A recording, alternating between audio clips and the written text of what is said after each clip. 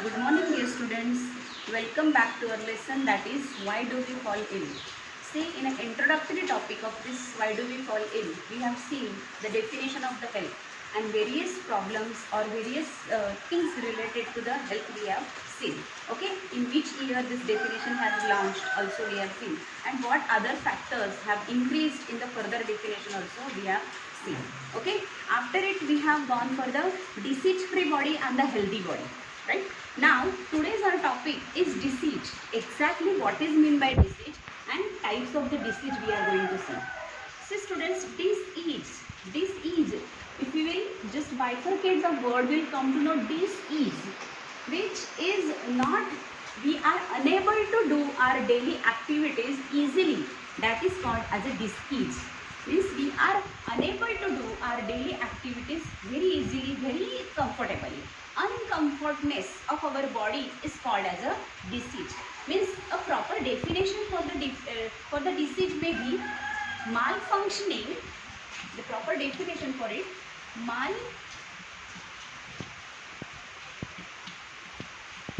malfunctioning of any body part or any organ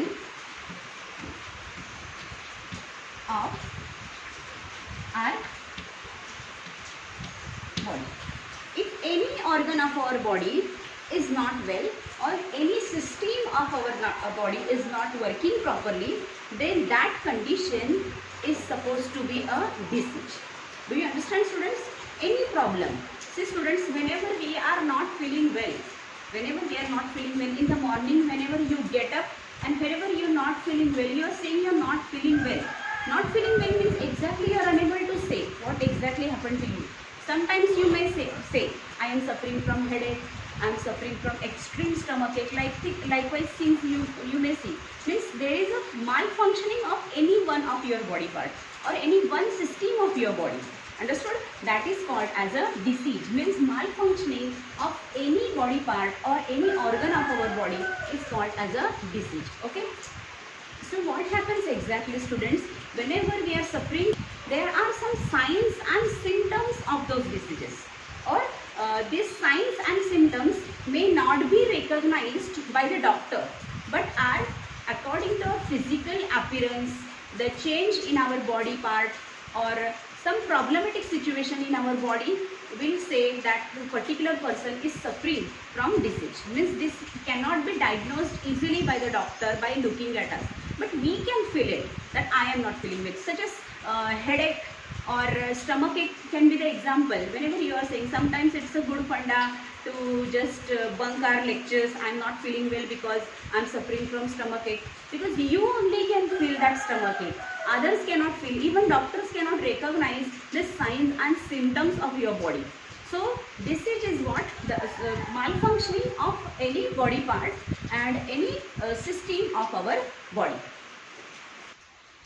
So here is the definition of the symptoms exactly.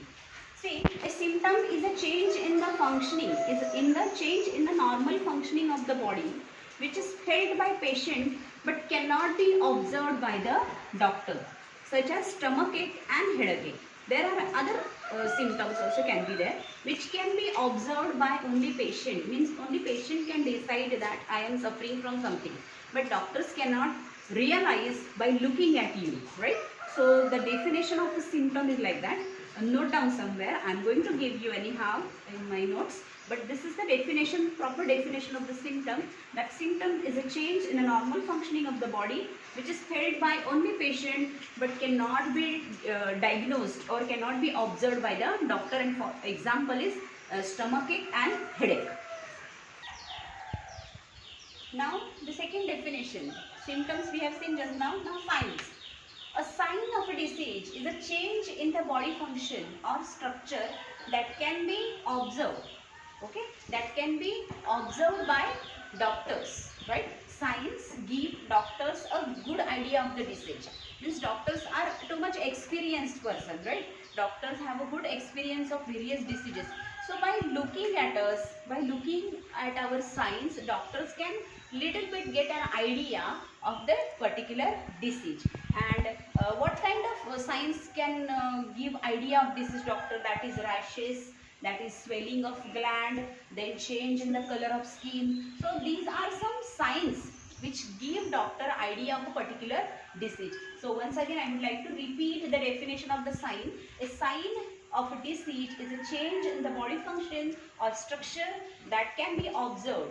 Okay, signs give doctors a good idea of disease. So this is the proper definition of the signs. By signs and symptoms the doctors are getting. From symptoms the doctors do not get idea. This is the discomfort of our own body, right, which can be felt by us. But signs can be observed by the doctor and can get an idea of a particular disease. There are mainly two types of diseases which are based on their duration.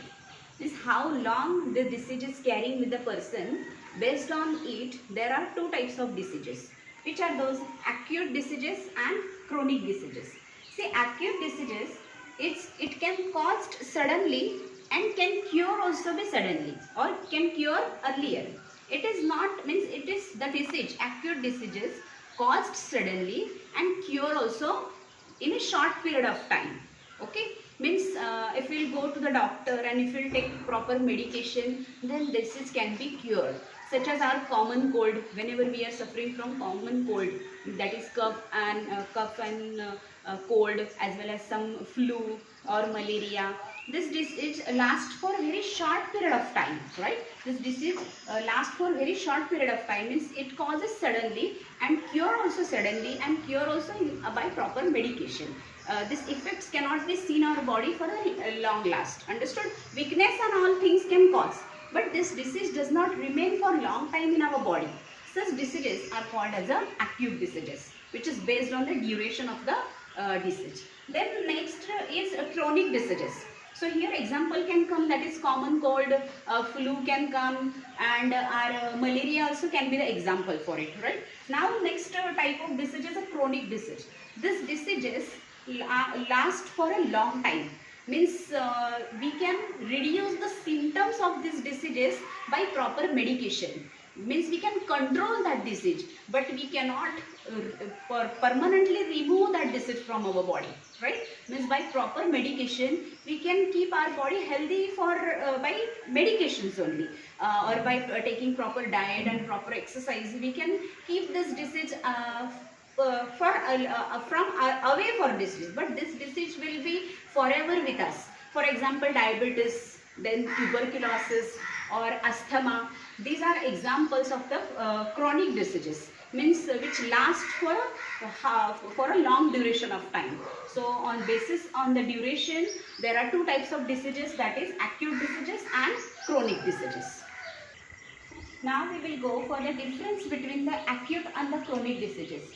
Just now I said you the definition. Acute diseases are for a short period of time, or which can be cured also earlier, while chronic diseases are prolonged. This duration is extensive and by medication only we can cure them. So here are some differences. There are some 5 differences. Along with the example there would be 6 differences, and we will go for those differences one by one. See students, first difference is acute disease, it is for the shorter duration. In its definition only it is given that this disease, acute diseases are for the shorter duration, means for a short period of time, while chronic diseases are for the longer duration. Means it takes a long time to cure, or it takes we can prevent the signs and symptoms by and can control the disease by only medication, by proper medication. So this is first point. Second point is every person can suffer from it. See, every individual, there is no person in this world that is not suffering from cough and cold. Every time, for every now and then, from any reason we can suffer from cough and cold, from flu, from typhoid, from malaria. So every person is suffering from acute diseases, right? While chronic disease is depend on the health. Okay, it depends on the heredity. Various factors are responsible for the chronic diseases. Chronic diseases cannot take place for every person. Only few person may suffer from the chronic disease. So this is also very important difference between it. Every person can suffer from acute disease, while chronic disease can take place for only few persons. Okay, so this is the second point. Now third point we will go, does not damage to entire body. As this disease is last for very short period of time, it does not damage any body part and cannot cause much damage to the body, right? So it does not affect very much on our body part, right? Because this is for the short period of time, so it does not cause any damage to it. Little weakness can cause, but it does not damage any body part.